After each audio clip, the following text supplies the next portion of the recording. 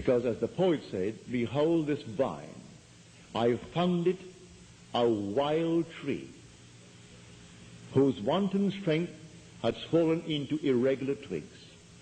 But I pruned the plant, and then it grew temperate in its vain expense of useless leaves, and knotted, as you see, into these clean, full clusters, to repay the hand that wisely wounded it.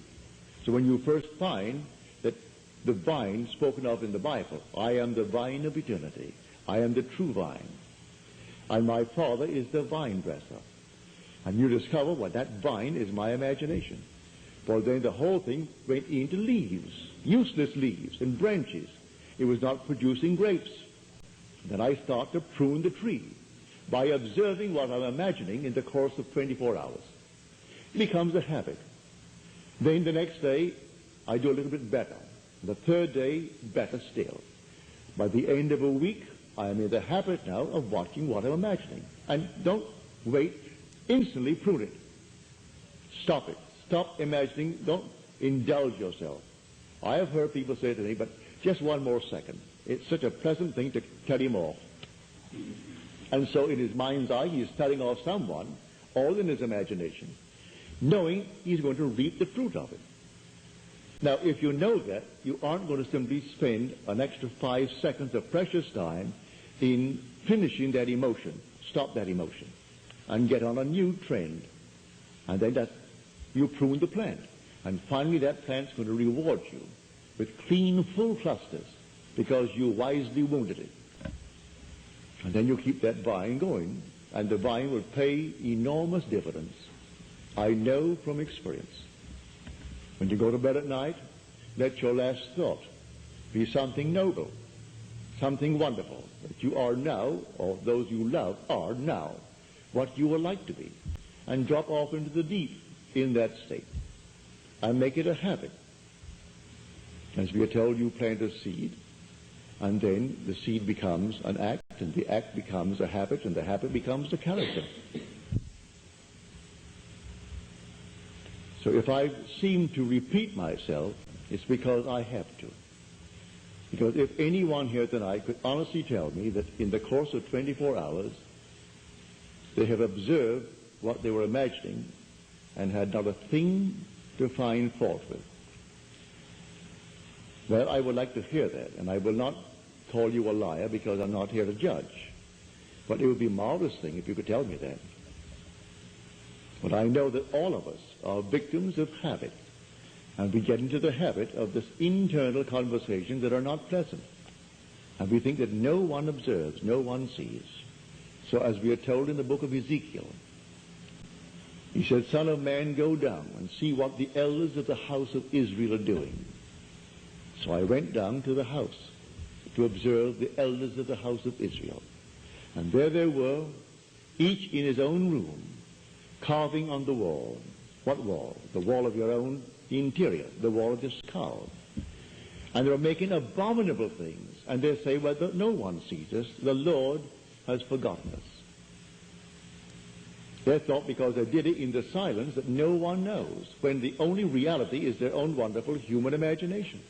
And that is fully aware of what man is doing, and rewards man, good, bad, or indifferent, with his imaginal act. Now, no one can tell me that you could not tonight start to become, if you want to be prosperous, that's a relative term. What you mean by prosperous would not be what another means by it, but what you, and just take yourself, what would it feel like if it were true? Just what would it feel like? And then go about your business feeling as though it is true, instead of spending your precious time reading about Howard Hughes. Well, who cares? I asked a friend of mine who asked me if I'm following the story. I said, you know, he doesn't know me, and I don't know him. And I'm quite sure that if I met him, he would not really buy me a sandwich. So what am I concerned about? He doesn't pay my rent, he doesn't buy my clothes, he doesn't contribute to my way of living, and I am supposed to be concerned about what he's doing? He doesn't interest me. None whatsoever. So I must spend my precious time reading about Howard Hughes. My heart almost goes out to the man Irving who wrote the thing, because the so-called wise editors of Life and the wise ones of the other one got taken, and they're so wise, taken for $500,000. And so I'm not saying that I would want to duplicate it in my life, but it almost serves them right to pull that upon the people and throw it. Who cares about Hughes, really? What is his contribution to life? So he has made $2 billion. So what? Hasn't bought you a dinner? Hasn't done anything for you. And so what is your concern? You take the story of Scripture, see it as it really was intended in the beginning to be seen, that your own wonderful human imagination is the God spoken of in Scripture. And by him all things were made, and without him was not anything made that is made. Start right in this room. You're wearing clothes. You're sitting on chairs. You're in a house. Everything here was first only imagined. The clothes you're wearing, the chairs on which you're seated, the building that now houses you, everything here was first only imagined. And then it becomes an objective fact. So objective reality is solely produced through imagining. Now you want to objectify something entirely different from what you have so far. Well, now change the imaginal act. To attempt to change circumstances before I change the imaginal activity is to struggle against the very nature of things. I can't do it because my imaginal activity is producing the objective realities. And I can't change that objective fact until I change what is causing it. And the cause is an unseen imaginal activity. As we are told, he brings things that are not seen and calls them as though they were seen, and they become seen. Things that are now seen were made out of things that do not appear. That's what we are told in the book of Hebrews. What you now see, it was made out of things that do not appear. Well, if that is a fact, and Scripture has had it now for centuries and centuries as fact, well then, put it to the test. Challenge, yes, challenge the Scripture. As you're taught in Scripture to challenge it. Do you not realize that Jesus Christ is in you? Examine yourselves and see whether you're holding to the faith. Well, test him. Test him and see. If he is in me and he does all things, I'm going to test him. Well, I've tested him over and over and over and found him faithful. I dared at moments in my life to assume that I had what reason told me I did not, and my senses denied it, but I dared to assume that I had it. And it happened. It came out of the nowhere. It happened. So I taught that principle to others. They applied it, and it happened. But strangely enough, after someone becomes a little bit better off than they were, they reflect upon it, and because it always happens in a perfectly normal, natural manner, they say, oh, well, it would have happened anyway. And then they go sound asleep again. You can give someone a sedative, and you try to awaken them. And for a moment, they're alert, seemingly alert. And while you're talking to them, sound asleep again. That's humanity. They're dreaming this dream of life. And they see the fruit of what they've imagined and deny that their imagination produced it. So they go sound asleep again, back upon the negative state. But I'm asking you who come here and persist in coming to observe what you are doing in the course of 24 hours. You're not alert 24 hours, but take, say, 16 hours. If you give 8 hours to sleep, well, take 16 hours and try to observe what you are imagining. And if you, perchance, you catch yourself imagining what you do not wish to experience, stop it. Stop it right there and then, and don't give it an extra second. It may be you're in the midst of an emotion, and you'd like to complete the emotion and tell him off completely. Don't. Stop it. Break it, and that causes a sort of a mental abortion, a mental miscarriage, if you break it without exploding the emotion. So feel after him, and you'll find him. That's what he told the Athenians. But he pointed out all the objects of their worship And every object he pointed out was something they themselves had made with their hands and then worshipped it.